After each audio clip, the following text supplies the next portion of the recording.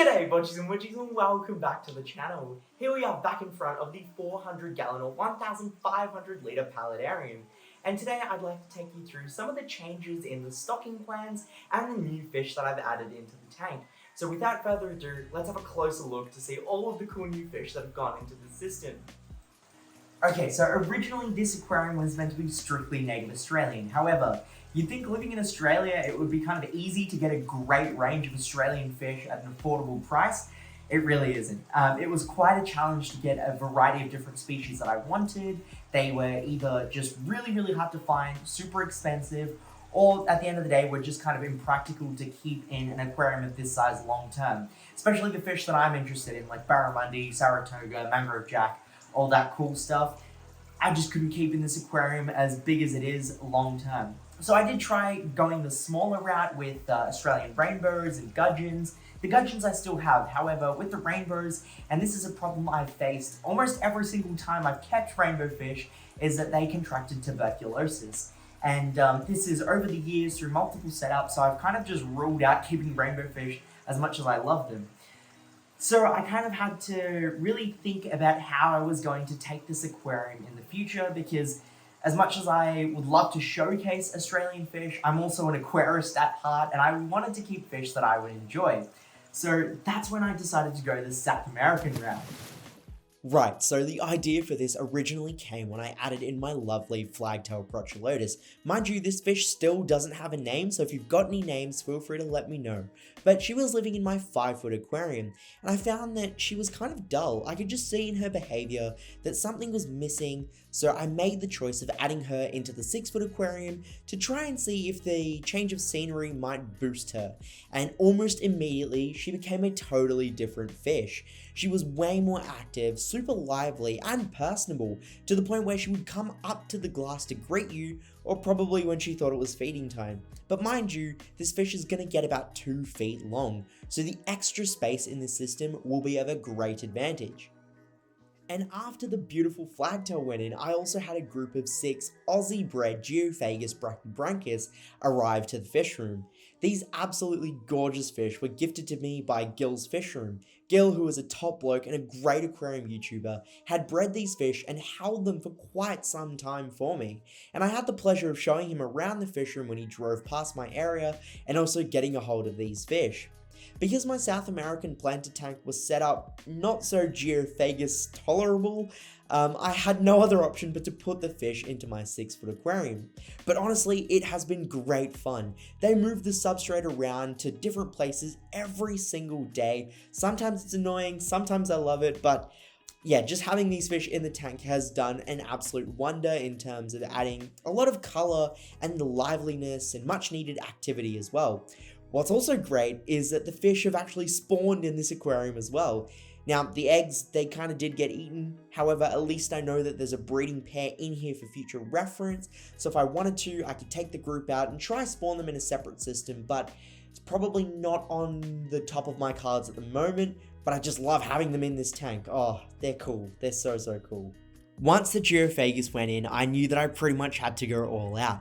I pondered with the idea of adding in my group of 9 Rio Nene angelfish from the 5-foot planted tank into the 6-foot paludarium as well, especially because I've been thinking about getting some more designer angelfish for the 5-foot. Captive strains like platinums or Bulgarian seal points would stand out amazingly in that tank against the plants and the black background, so I kind of just committed and I threw the angels in here as well. However, after about a month of these fish being in the 6-foot, I'm in two minds about it right now, because I feel like although the angels look so much prettier in this tank with the lighting and the space, maybe I could get some cooler, larger growing South American cichlids in their place. I'm still not too sure because the angelfish have really become a centerpiece in this system. On a side note though, and we'll touch on the previous topic in just a moment, but you might notice that some of the angels have some frayed fins, but that's purely because I have a pair of silver scats that decided they're gonna like the taste of angelfish fins. I will be pulling them out of this tank soon enough. I just have to kind of get in there. It's a bit of a pain with all the driftwood, but I'd love to hear your thoughts in the comment section down below on if the angelfish should stay or be replaced. And after the angelfish had settled in, I went on a major shopping trip. It was like an aquarium store crawl. I think I went to like 2 or 3 different stores, and I picked up a bunch of new South American fish for the tank. The first of which is a blue severum. Now, as far as I'm aware, this is just a prettier, naturally occurring strain of the standard green severum. When you Google it online, there isn't too much in terms of the blue severum being a different species.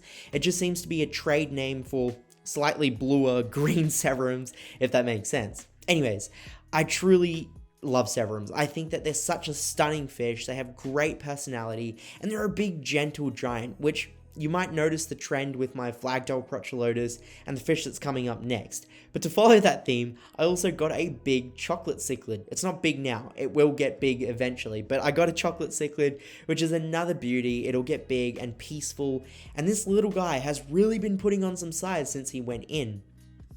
Also, in true Bodgie nature, I also got some fish that I'll probably never see after putting into this aquarium. You'll just have to take my word for them being in here. The first of which is a black ghost knife. There's also a pair of Colombian driftwood catfish and a single spotted Raphael, plus a few other bits and bobs like some bristlenose. They're purely for cleanup crew, but they're the kind of fish that you'll see maybe once a month or rarely during feeding time. I really hope at least the black ghost knife puts on some size fast and is a little bit less shy, because they're truly one of my most favorite fish, and I'd love to see that little guy a bit more out and about in the near future. So right now with the stocking, I'm pretty sure that we're at max capacity because all the fish in here pretty much have to double, if not triple in size. And believe it or not, when all of these fish are full grown, I actually think that this aquarium will be too small, and we need to go something that's almost double the length and maybe double the width as well. That's just me being crazy because I love big tanks and I love giving my fish the space that they need, but I truly think that is the case. However, what I'd like to hear from you is, going back to the angelfish topic, is if we remove the angelfish and put them back into the 5-foot aquarium, that does free up a little bit of space, and I'm thinking that we could swap them out with some different severum types, like a rockkill severum, gold and red spots, stuff like that. Alternatively, we could also keep going in the collecting big but peaceful fish kind of cichlid route and get stuff like a Pearsi or a Bacardi, things like that. So I'd love to hear your thoughts about that in the comment section down below. One group of fish I definitely would love to add into the system is a group of hoplo catfish, South American species. They look super, super cool, and the legendary Blake's Aquatics has made a fantastic video on how to breed them, and I've got someone hold with him. I've just got to figure out a time to pick them up. So they're fish that are definitely going into the tank. But like I mentioned, I'd love to hear your thoughts on future stocking for this aquarium and stuff that you'd like to see going here as well. But as always, Bodgies and Widgies, thank you so much for watching. I promise there are a lot more videos coming out in the very near future. I've just been filming so much in the sort of 1 month that I've had as a break. But thank you so much for watching once again. And as always, stay happy, stay safe, stay Aussie Australian. Bodgie out.